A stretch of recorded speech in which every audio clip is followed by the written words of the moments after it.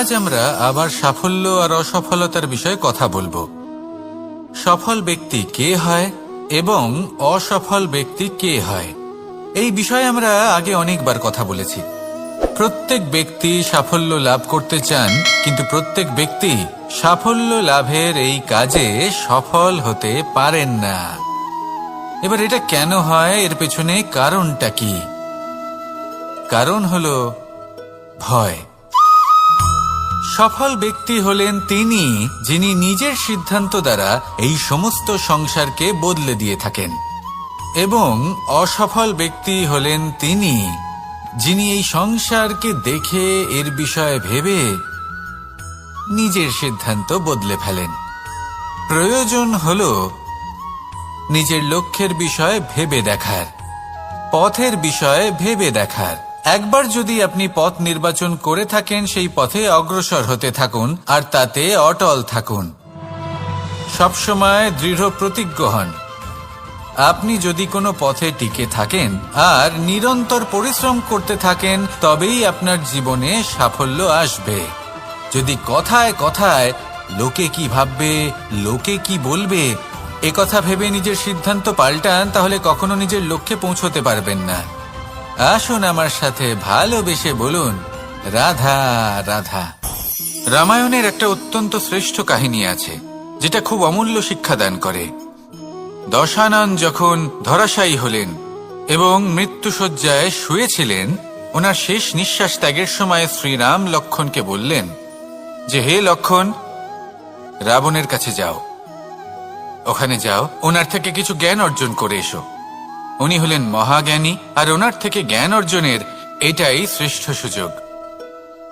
লক্ষ্মণ প্রথমে মানতে চাইলেন না, কিন্তু শ্রীরাম বোঝানোর পরে লক্ষ্মণ ওনার কাছে গেলেন, রাবণের মাথার কাছে গেলেন আর বললেন, দাদা বলেছেন আপনার থেকে জ্ঞান অর্জন করতে। রাবণ কিছুই বললেন না। লক্ষ্মণ বললেন, আপনি তো দেখছি খুব অহংকারী, মৃত্যুশয্যায় শুয়ে আছেন, শেষ নিঃশ্বাস ত্যাগ করতে চলেছেন, আর তাও এত অহংকার।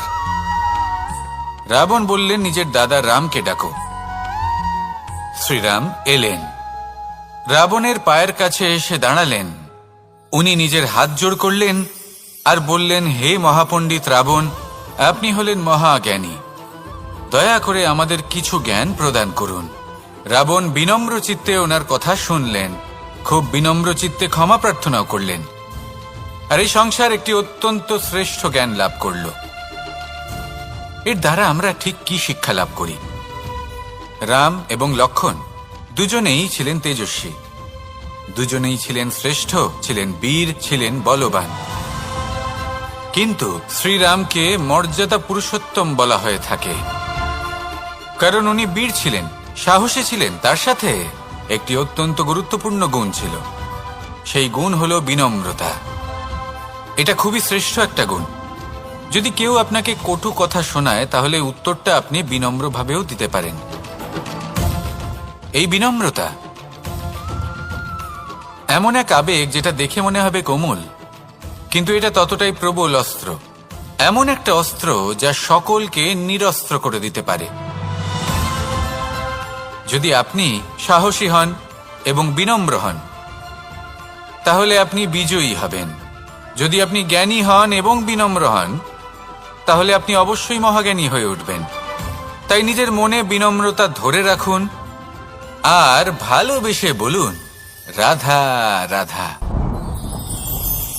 কখনো আমরা কোনো হাটে যাই, কোনো বিশেষ বস্তু কেনার থাকে, ওখানে যাই, গিয়ে অন্য কারোর কথা শুনে অন্য কোনো বস্তু কিনে নিয়ে আসি, অদরকারি জিনিস কিনে ফেলি। তারপর ভাবি যে আমরা এরকম কেন করলাম, এটা আমরা ভুল করলাম, আমার এটা করা উচিত হয়নি, আদি ইত্যাদি।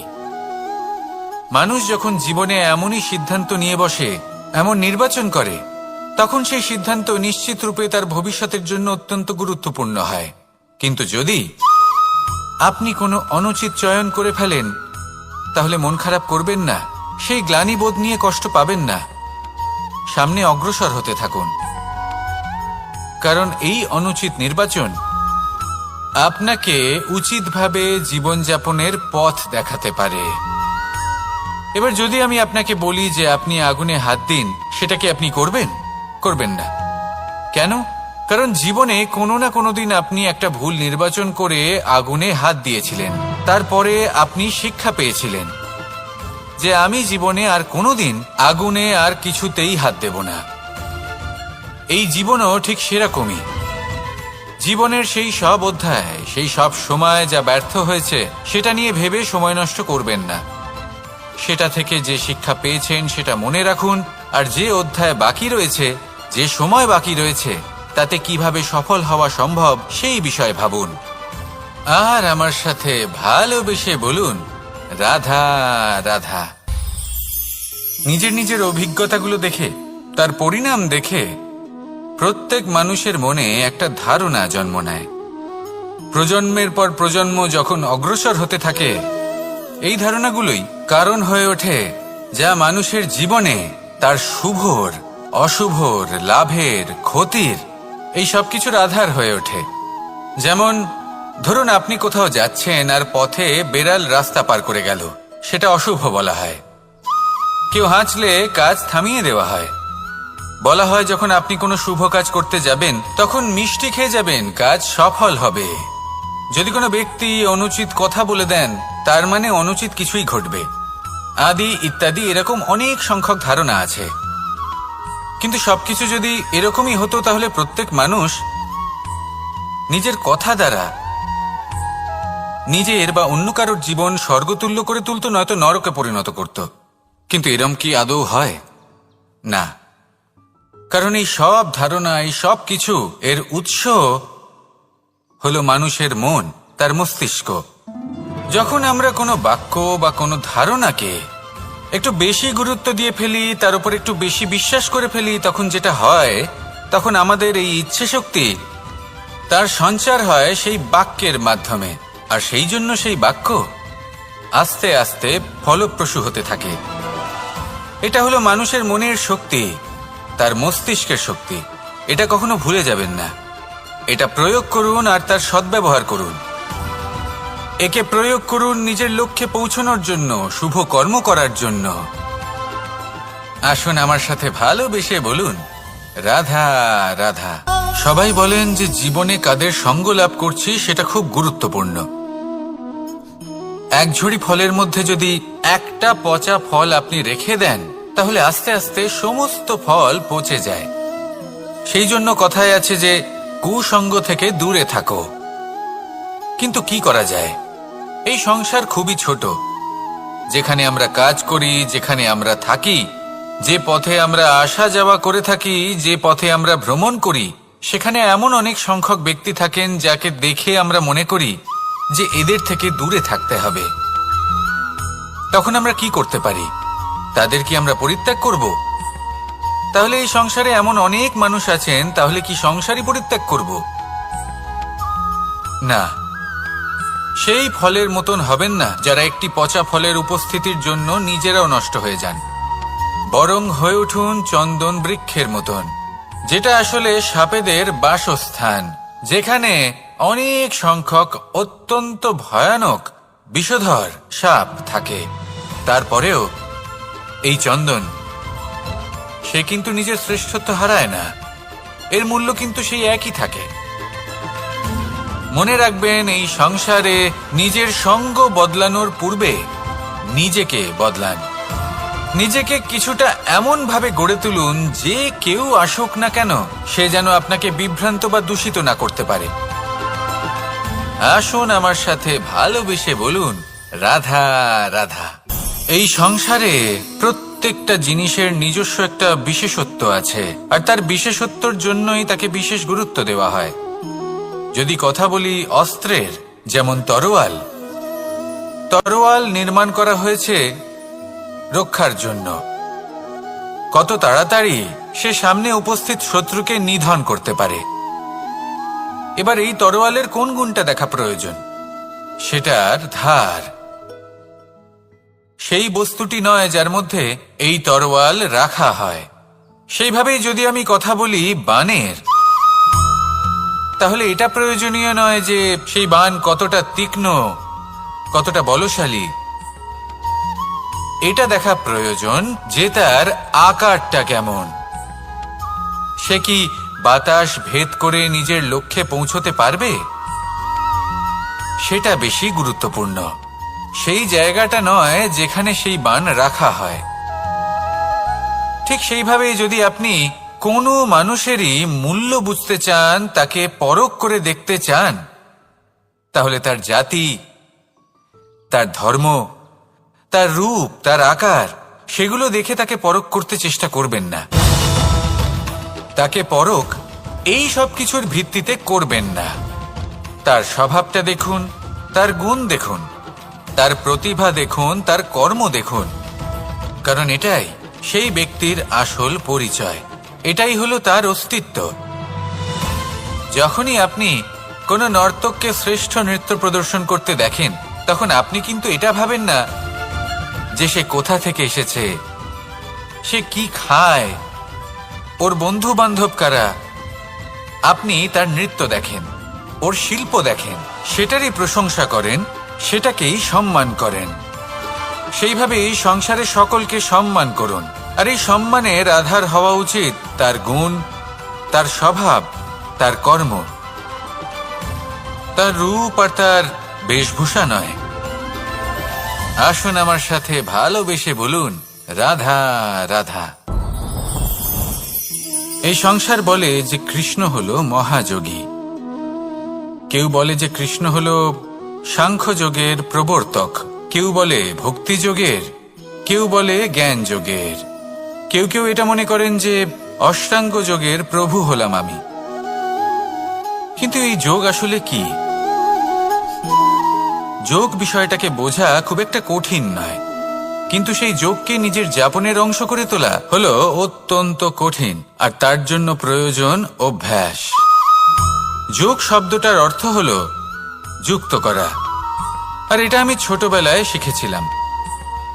যখন আমার মাখন খেতে ইচ্ছে করত আর মা মাখনের সেই হাঁড়িটা ওপরে টাঙিয়ে রাখতেন, তখন আমরা ভাবতাম যে অত দূরে পৌঁছবো কি করে। তখন আমরা যোগের বিষয়ে জানতে পারলাম, আর তখন জানতে পারলাম যে সব থেকে গুরুত্বপূর্ণ যোগ আসলে কি?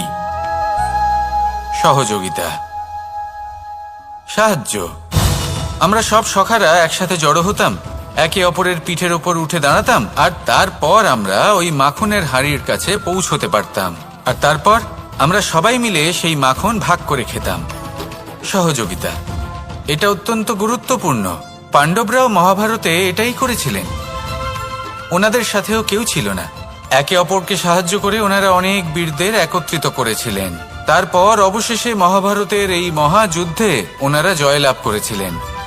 রামায়ণে রাম এবং লক্ষ্মণের সাথে কেউ ছিল না।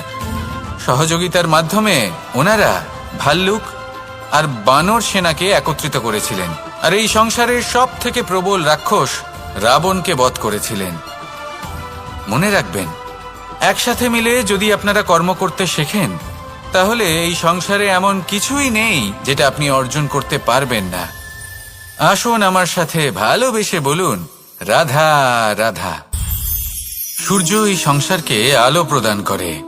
সূর্যের মনে যদি নিজের তেজের জন্য অহংকার জন্ম নেয়, তখন তার অহংকার ভঙ্গ করে মেঘ। সূর্যের আলো পূর্ণরূপে ঢেকে দেয়। মেঘের মনে যদি নিজের গতি নিয়ে অহংবোধ জন্ম নেয়, তাহলে মেঘের অহংকার ভঙ্গ করে পর্বত। মেঘের গতি অবরুদ্ধ করে দেয়। এবার যদি পর্বত নিজের নিশ্চলতা নিয়ে অহংকার করে, তাহলে সেই অহংবোধ ভঙ্গ করে একটি মূষক। সেই বিশাল পর্বতে একটি ছিদ্র করে দেয়। এবার যদি মূষকের নিজের মনে অহংবোধ জন্ম নেয়, তাহলে জল তার অভিমান ভঙ্গ করে, সেই ছিদ্র দিয়ে প্রবেশ করে। আর যদি জলের মনে অহংবোধ জন্ম নেয়, তখন মানুষ বাঁধ নির্মাণ করে তার গতিপথ রুদ্ধ করে, জলের অহংকার ভঙ্গ করে। আর যদি মানুষের মনে অহংকার জন্ম নেয়, তখন সূর্য নিজের তাপ দ্বারা মানুষের অহংকার ভঙ্গ করে। এই সংসারে অহংকার প্রদর্শন করার কোনো প্রয়োজন নেই। আমাদের সবার মধ্যেই কিছু বিশেষ গুণ আছে, আর সবার মধ্যে কোনো না কোনো দোষও আছে। এই প্রকৃতি আমাদের কি শিক্ষা দেয়? কেউ একে অপরের সাথে লড়াই করে না, একে অপরের জন্য বাধা সৃষ্টি করে না, শুধু নিজের কর্ম করে। সূর্য নিজের প্রকাশ দ্বারা বনস্পতি এবং গাছপালাকে জন্ম দেয়। মেঘ বর্ষা সৃষ্টি করে লুপ্ত হয়ে যায়, আবার নির্মিত হয়। পর্বতের সেই নিশ্চলতা সেই বর্ষাকে একটা দিশা প্রদান করে, আর তারপরে তা ধারা হয়ে প্রবাহিত হয়ে যায়। এইসব কি? এইসব একটা সম্পর্ক, একটা চক্রের মতো। সবাই একসাথে নিজের কর্ম করে, তাই এই চক্র আবর্তিত হয়। এটা আমাদেরও করতে হবে, একসাথে মিলে কাজ করতে হবে। কারোর জন্য বাধা হয়ে উঠলে হবে না, কাউকে ছোট মনে করলে হবে না। এটাই করতে থাকুন, সবাই মিলেমিশে কর্ম করুন। প্রকৃতি আমাদের এই শিক্ষাই দেয়। আসুন আমার সাথে ভালোবেসে বলুন, রাধা রাধা। একটি সোনার মুদ্রা নিন, সেটা জলে ফেলে দিন, তারপর তুলে নিন, সেটা মাটিতে ফেলে দিন, আবার তুলে নিন, কাদায় ফেলে দিন, আবার তুলে নিয়ে হাতুড়ি দিয়ে তার উপর প্রহার করুন। তারপরেও সেই সোনার মুদ্রার মূল্য সেটাই থাকে যা আগে ছিল, তাই না? এটা হলো উদাহরণ সংসারের সেই প্রত্যেকটা জীবের জন্য, প্রত্যেকটা মানুষের জন্য। কখনো কখনো জীবনে সাফল্যের বদলে আমরা বিফলতা পাই। যতটা আশা করেছিলাম ততটা শ্রেষ্ঠ কর্ম করতে পারি না। কখনো বা আমরা ভুল করে ফেলি, কখনো আমরা অনুচিত কর্ম করে ফেলি, কখনো সংসার আমাদের বুঝতে পারে না। তার পরিণামস্বরূপ এই সংসার আমাদের নিন্দা করে, আমাদের উপেক্ষা করে, আমাদের বিষয়ে কটু কথা বলে, কখনো সামনাসামনি বা কখনো পেছনে। সংসার এমন একটা আচরণ করে যেন আমাদের সাথে কথা বলাটাই একটা বিশাল অপরাধ। এবার সেক্ষেত্রে কি করা উচিত? মনকে শান্ত করা উচিত। বেশিরভাগ ক্ষেত্রেই এমন সময় মানুষ এটা ভেবে বসে যে তার জীবনের কোনো মূল্যই নেই। তার মনে হয় যে সে এই সংসারে শুধু একটা বোঝার সমান। সে নিজেকে ঘৃণা করতে থাকে, ওর মনে হয় যে তার জীবন শূন্য। কিন্তু তা নয়। আপনি সোনার মুদ্রার মতো, যদি আপনার মধ্যে সেই গুণ থাকে, আপনি শ্রেষ্ঠ কর্ম করেন, আপনার মধ্যে সেই বিদ্যা থাকে, আপনি নিরন্তর প্রয়াস করেন, সৎকর্মের পথে এগোতে থাকেন, তাহলে আপনার নিজের যে মূল্য তৈরি হয় সেটা কোনো পরিস্থিতিতে কোনো ব্যক্তি আপনার থেকে কেড়ে নিতে পারবে না। শুধু নিজে ভেঙে পড়বেন না, এটা ভাবুন যে সম্মান আপনি হারিয়েছেন সেটা আপনি কিভাবে ফিরে পেতে পারেন, তার জন্য কি করতে হবে। যে ধন আপনি হারিয়েছেন সেটা পেতে হবে কিভাবে, তার জন্য কি কি করতে হবে। শান্ত মনে সবটা ভেবে দেখুন, সিদ্ধান্ত নিন এবং অগ্রসর হন। আপনি এই সংসারের কাছে তেমনই হয়ে উঠবেন যেমন আপনার কর্ম হবে। যদি তা শ্রেষ্ঠ হয় সবাই তাই ভাববে। আসুন আমার সাথে ভালোবেসে বলুন, রাধা রাধা। মানুষ যখনই কোনো পর্বতারোহণ করতে শুরু করে তখন সে বারবার পড়ে যায়, বারবার উঠে দাঁড়ায়, সামনে এগোতে চেষ্টা করে। কিন্তু যদি সে দৃঢ় নিশ্চয় করে থাকে তাহলে সে অবশেষে সেই পর্বতের শিখরে পৌঁছেই যায়। চলার পথে যদি বড় কোনো পাথর চলে আসে বা পর্বতের কোনো বড় অংশ সামনে আসে তাহলে সে তার সাথে ধাক্কা খায় না, সে পথ বদলে নেয়। কিন্তু বাধা তাকে সবসময় পেতেই হয়, আর সেই বাধা সে পায় ছোট ছোট পাথরের দ্বারা। তাদের উপর পা পড়লে তার পা পিছলে যায় আর সে পড়ে যায়। এই ছোট ছোট পাথর হলো আমাদের জীবনের সেই ছোট ছোট সমস্যা, সেই ছোট ছোট ভুলগুলো যেগুলো আমরা অবজ্ঞা করতে থাকি। আমরা ভাবি এর দ্বারা কি বা ক্ষতি হবে, কিন্তু সেগুলোই অনেক সময় আমাদের অসফলতার কারণ হয়ে দাঁড়ায়। যত তাড়াতাড়ি সম্ভব এই ছোট ছোট পাথরগুলিকে জীবন থেকে তুলে ফেলে দিন। ভুল হওয়াটা স্বাভাবিক, কিন্তু তার মানে এই নয় যে বারবার সেই ভুলের পুনরাবৃত্তি ঘটবে।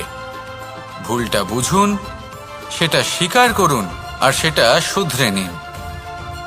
যখন আপনি এটা করতে শিখবেন তখনই খুব তাড়াতাড়ি আপনি সেই শিখরে পৌঁছতে পারবেন।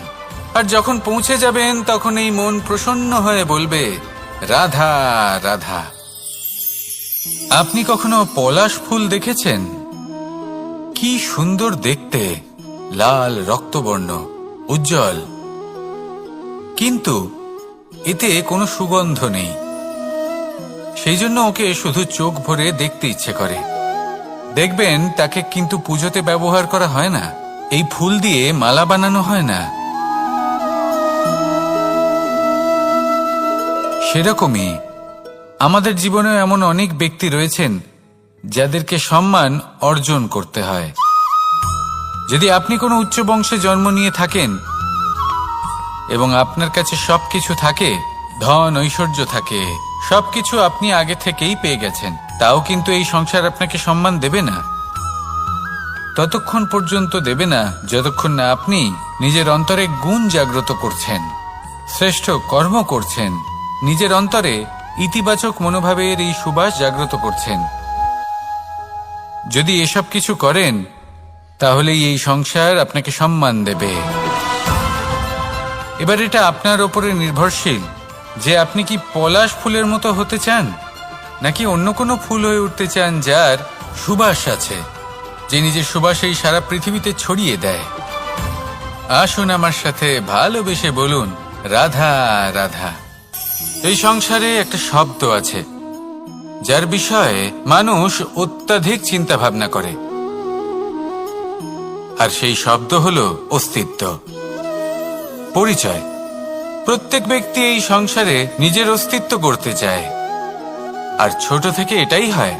যখন আমরা শ্রেণীকক্ষে যাই, পড়তে যাই, তখন আমরা এটাই ভাবি যে আমরা নিজেদের অস্তিত্ব গড়ব, সুনাম অর্জন করব।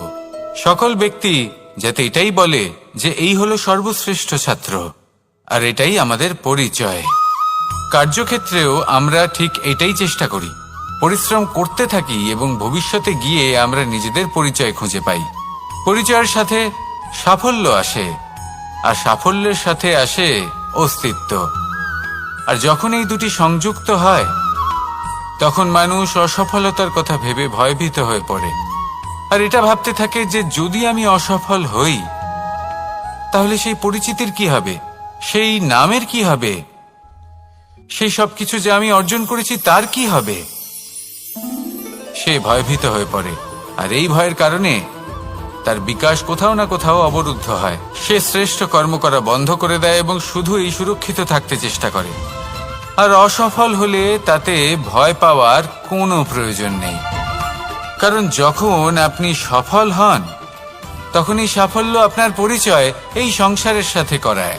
কিন্তু যখন আপনি অসফল হয়ে থাকেন তখন এই অসফলতা এই সংসারের পরিচয় আপনার সাথে করায়, যা অত্যন্ত আবশ্যক।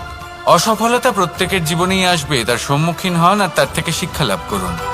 কারণ যখনই আপনি অসফল হন তখনই আপনার জ্ঞান চক্ষু উন্মুক্ত হয়। আসুন আমার সাথে ভালোবেসে বলুন, রাধা রাধা। আমরা সকলে সামাজিক জীব, মানুষের সাথে দেখা সাক্ষাৎ করা এটা চিরকালই চলতে থাকে। আমরা কখনো কাউকে উপহার দিই, আবার কখনো কেউ আমাদের উপহার দেয়। কখনো কি এমন হয়েছে যে আপনি কাউকে একটা উপহার দিয়েছেন, কিছু সময় পরে বা কিছু মাস পরে সেই উপহারই ঘুরে ফিরে আপনার কাছেই এসেছে, অর্থাৎ সেই বস্তুটাই আপনার কাছে আবার ফিরে এলো? এরকম হয়। ছেলেবেলায় একদিন একজনের বিবাহ ছিল, তখন মা তাকে একটা উপহার দিতে চাইছিলেন, তাই তিনি একটা পোশাক বানালেন আর সেটাকে সুসজ্জিত করছিলেন। আমি দেখলাম আর জিজ্ঞেস করলাম যে মা, এই পোশাক এত সুসজ্জিত করার কি আছে? তখন মা বললেন যে কানাই, কখনো কাউকে এমনই উপহার দেবে, এমন প্রকারে দেবে যে সেটা যদি আবার ঘুরে ফিরে তোমার কাছে ফিরে আসে তাহলে যেন তোমার খারাপ না লাগে। এটাই কিন্তু হয় আমাদের ব্যবহারের সাথে, কর্মের সাথেও এবং আমাদের কথার সাথেও। তেমনই আচরণ করবেন যে আচরণ আপনি সহ্য করতে পারবেন। যদি মুখ থেকে কটু কথা বেরোতে থাকে তখন নিজেকে সংযত করে নিন, সেই শব্দই প্রয়োগ করুন যেটা আপনি তার বদলে শুনতে চাইবেন এবং আপনার দুঃখও হবে না। কারণ আপনার কর্ম এমন একটা উপহার যেটা আবার ঘুরে ফিরে ফলস্বরূপ আপনার কাছেই আসবে। সেই জন্য নিজের আচরণ শুভ করুন, নিজের মানসিকতা শুভ করুন, নিজের মুখ থেকে মধুর বাণী নিঃসৃত করুন, আর এইভাবেই মধুরভাবে বলুন, রাধা রাধা। পাশা নামক এই খেলাটি আপনারা নিশ্চয়ই খেলেছেন, না খেলে থাকলে দেখেছেন, আর যদি দেখেও না থাকেন তাহলে নিশ্চিত রূপে শুনেছেন। মহাভারতের এই মহাযুদ্ধ কোথাও না কোথাও এই পাশা নামক খেলার কারণে হয়েছিল। পাশারি, বিচিত্র খেলা, দান এইসবের কারণে কেউ নিজের মাথায় রাজ মুকুট পরিধান করেছিলেন, আবার সেখানেই পরাজিত হওয়ার জন্য কাউকে বনবাসও ভোগ করতে হয়েছিল। কিন্তু এই খেলা সমাপ্ত হওয়ার পরে সমস্ত ঘুঁটি আর এই পাশার ছক একই পুটলিতে স্থান পেল। এটাই হলো আমাদের জীবন। এই সংসারে আমরা জয় পরাজয়ের বিষয়ে এতটাই ভাবি, এত চিন্তা করি যে এই জীবনের খেলার আনন্দটাই উপভোগ করতে পারি না। আর অবশেষে কি হয়? কেউ জয়ী হন, কেউ পরাজিত হন, কিন্তু দুজনেই একই স্থানে পৌঁছে যান। প্রত্যেক ব্যক্তি মৃত্যুর পরে একটি নির্দিষ্ট স্থানেই পৌঁছতে বাধ্য, কিন্তু ততক্ষণ এই জীবন, এই খেলা, তার আনন্দ উপভোগ করুন। এই সংসারে সেই ব্যক্তি শ্রেষ্ঠ স্থানে পৌঁছতে পেরেছেন যিনি এই সংসারকে প্রকাশ প্রদান করেছেন, যিনি কখনো জয় পরাজয় এ বিষয়ে ভাবেননি, শুধু এই জীবনের খেলার আনন্দ উপভোগ করেছেন। এটাই আপনিও করুন আর আমার সাথে ভালোবেসে বলুন, রাধা রাধা। প্রত্যেক মানুষ নিজের জীবনে দুঃখ অনুভব করেন। প্রত্যেকের দুঃখ আলাদা হতে পারে। কারোর মনে এই দুঃখ থাকে যে সে তার বাবা মায়ের সব ইচ্ছে পূরণ করতে পারেননি। কেউ এটা ভেবে দুঃখ পান যে সে চিরকাল সদাচার করেছেন, সৎকর্ম করেছেন, কিন্তু তাও তাকে দুরাচারী বলে মনে করা হয়। কেউ এটা ভেবেও দুঃখ পান যে তার সামনে যে ব্যক্তি রয়েছেন তার চোখে তিনি শত্রু হয়ে উঠেছেন বা দুষ্ট হয়ে উঠেছেন, যেখানে তিনি হয়তো কোনো অনুচিত কাজই করেননি। এবার এই সমস্ত বিষয় নিয়ে ভেবে নিজের ব্যক্তিত্ব নিয়ে সন্দেহ প্রকাশ করবেন না। যদি নিজের ব্যক্তিত্ব নিয়ে কোনো সন্দেহ থেকে থাকে, তাহলে কর্ম সংক্রান্ত প্রশ্ন করুন যে আপনি যা করেছেন তাতে কি উচিত ছিল, কি অনুচিত ছিল। যেটা প্রয়োজন সেটা এটা বোঝার যে আপনার অন্তর্মন, আপনার বিবেক আপনাকে কি বলছে, আর আপনার অন্তর্মন আর আপনার বিবেক আপনাকে যেটা করতে বলবে শুধু সেটাই করুন। আর তারপরে এই সংসার কি বলবে, কি ভাববে সেসব নিয়ে ভাবতে যাবেন না, কারণ এই সংসার তো ঈশ্বরকেও প্রশ্ন করে থাকে, ঈশ্বরকেও দোষী মনে করে। কখনো কখনো যখন কোনো ঘটনা মানুষের ইচ্ছা অনুযায়ী ঘটে না, তখন মানুষ এটা বলে যে হে ঈশ্বর, আপনি আমার পাশে থাকলেন না, আপনি বড়ই কঠোর, এটা আপনার দোষ। যেখানে বেশিরভাগ সময় হয়তো সে নিজেই নিজের কর্মফল ভোগ করছে। আর কখনো কখনো ঈশ্বর হয়তো তার জন্য আরো ভালো কোনো পরিকল্পনা করে রেখেছেন, কিন্তু মানুষ সেটা বুঝতে পারে না। তাই দিনের শেষে যেটা প্রয়োজন সেটা হলো নিজের মনের কথা বুঝতে হবে। আপনার বিবেক কি বলছে শুধু সেটাই করুন আর সামনে এগোতে থাকুন। আমার সাথে ভালোবেসে বলুন, রাধা রাধা। আবার সাফল্য আর অসফলতার বিষয়ে কথা বলবো। সফল ব্যক্তি কে হয় এবং অসফল ব্যক্তি কে হয়, এই বিষয়ে আমরা আগে অনেকবার কথা বলেছি। প্রত্যেক ব্যক্তি সাফল্য লাভ করতে চান, কিন্তু প্রত্যেক ব্যক্তি সাফল্য লাভের এই কাজে সফল হতে পারেন না। এবার এটা কেন হয়, এর পেছনে কারণটা কি? কারণ হলো ভয়। সফল ব্যক্তি হলেন তিনি যিনি নিজের সিদ্ধান্ত দ্বারা এই সমস্ত সংসারকে বদলে দিয়ে থাকেন, এবং অসফল ব্যক্তি হলেন তিনি যিনি এই সংসারকে দেখে এর বিষয়ে ভেবে নিজের সিদ্ধান্ত বদলে ফেলেন। প্রয়োজন হলো নিজের লক্ষ্যের বিষয়ে ভেবে দেখার, পথের বিষয়ে ভেবে দেখার। একবার যদি আপনি পথ নির্বাচন করে থাকেন, সেই পথে অগ্রসর হতে থাকুন আর তাতে অটল থাকুন। সবসময় দৃঢ় প্রতিজ্ঞ হন। আপনি যদি কোনো পথে টিকে থাকেন আর নিরন্তর পরিশ্রম করতে থাকেন, তবেই আপনার জীবনে সাফল্য আসবে। যদি কথায় কথায় লোকে কি ভাববে, লোকে কি বলবে, একথা ভেবে নিজের সিদ্ধান্ত পাল্টান, তাহলে কখনো নিজের লক্ষ্যে পৌঁছতে পারবেন না। আসুন আমার সাথে ভালোবেসে বলুন, রাধা রাধা। রামায়ণের একটা অত্যন্ত শ্রেষ্ঠ কাহিনী আছে যেটা খুব অমূল্য শিক্ষা দান করে।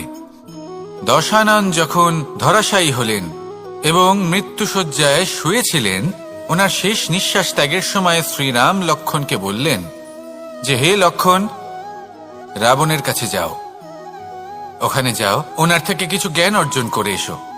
উনি হলেন মহাজ্ঞানী, আর ওনার থেকে জ্ঞান অর্জনের এটাই শ্রেষ্ঠ সুযোগ।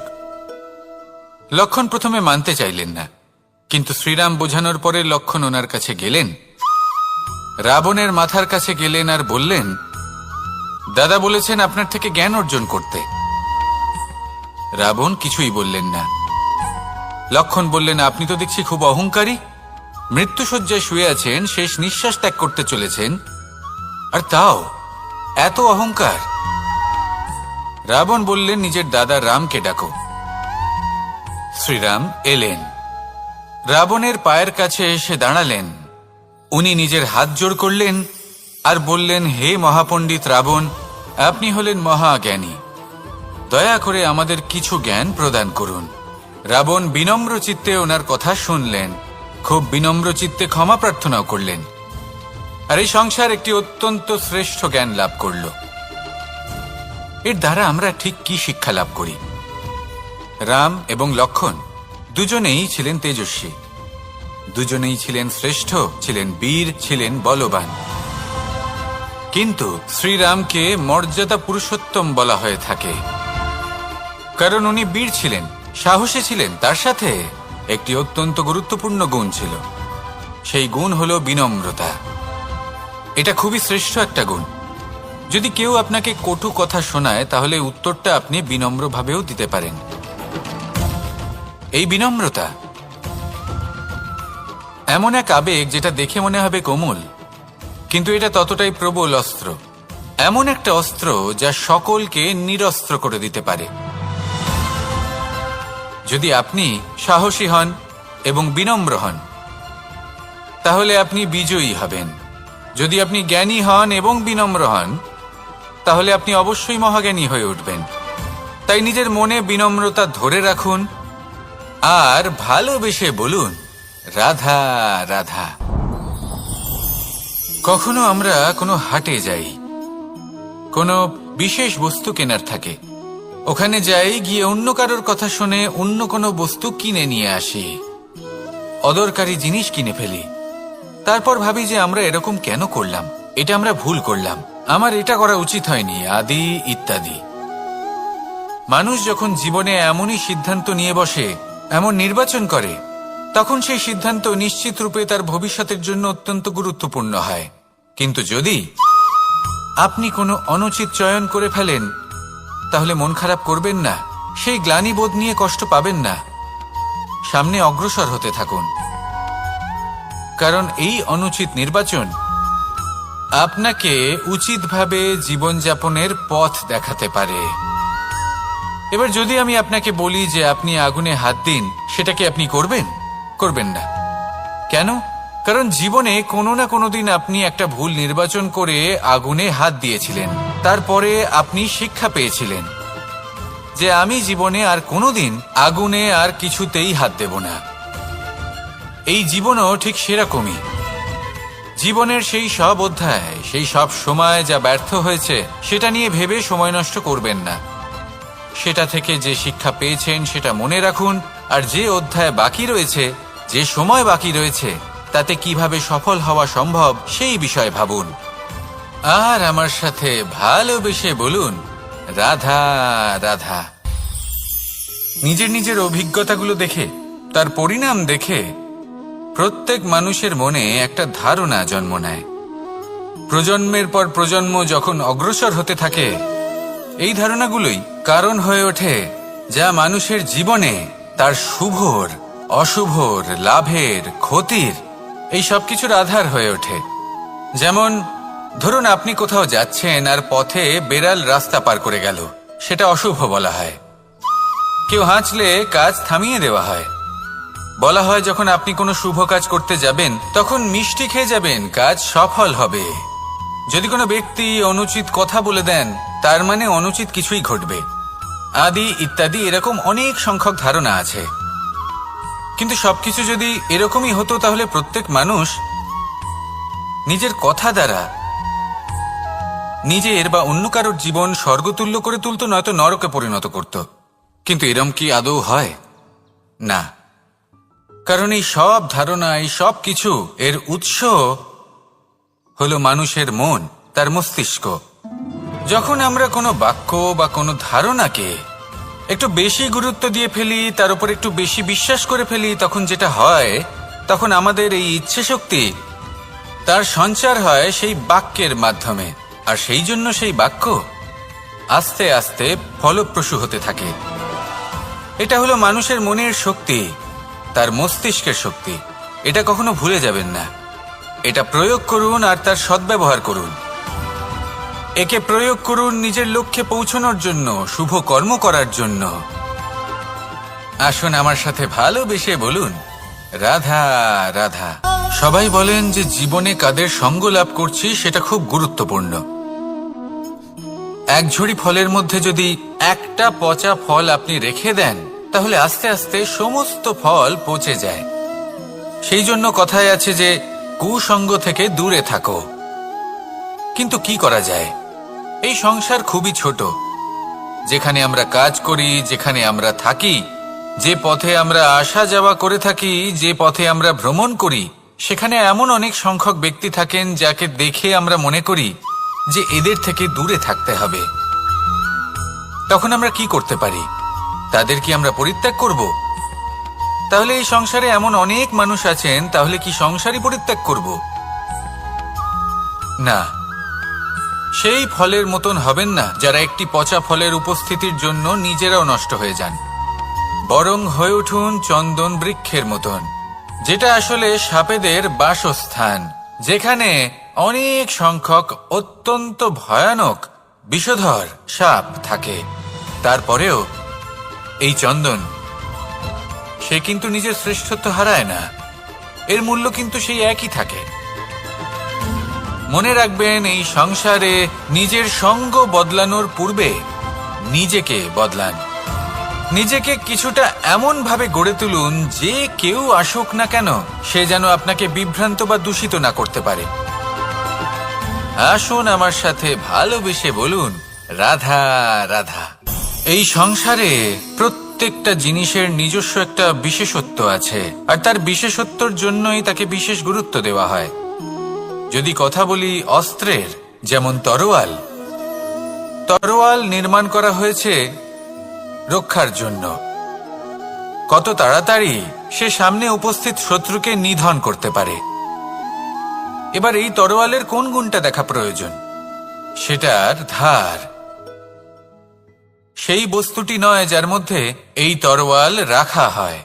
সেইভাবেই যদি আমি কথা বলি বানের, তাহলে এটা প্রয়োজনীয় নয় যে সেই বান কতটা তীক্ষ্ণ, কতটা বলশালী। এটা দেখা প্রয়োজন যে তার আকারটা কেমন। সে কি বাতাস ভেদ করে নিজের লক্ষ্যে পৌঁছতে পারবে? সেটা বেশি গুরুত্বপূর্ণ। সেই জায়গাটা নয় যেখানে সেই বান রাখা হয়। ঠিক সেইভাবে যদি আপনি কোনো মানুষেরই মূল্য বুঝতে চান, তাকে পরখ করে দেখতে চান, তাহলে তার জাতি, তার ধর্ম, তার রূপ, তার আকার, সেগুলো দেখে তাকে পরখ করতে চেষ্টা করবেন না। তাকে পরখ এই সব কিছুর ভিত্তিতে করবেন না। তার স্বভাবটা দেখুন, তার গুণ দেখুন, তার প্রতিভা দেখুন, তার কর্ম দেখুন। কারণ এটাই সেই ব্যক্তির আসল পরিচয়, এটাই হলো তার অস্তিত্ব। যখনই আপনি কোনো নর্তককে শ্রেষ্ঠ নৃত্য প্রদর্শন করতে দেখেন, তখন আপনি কিন্তু এটা ভাবেন না যে সে কোথা থেকে এসেছে, সে কি খায়, ওর বন্ধু বান্ধব কারা। আপনি তার নৃত্য দেখেন, ওর শিল্প দেখেন, সেটারই প্রশংসা করেন, সেটাকেই সম্মান করেন। সেইভাবে এই সংসারে সকলকে সম্মান করুন। আর এই সম্মানের আধার হওয়া উচিত তার গুণ, তার স্বভাব, তার কর্ম, তার রূপ আর তার বেশভূষা নয়। আসুন আমার সাথে ভালোবেসে বলুন, রাধা রাধা।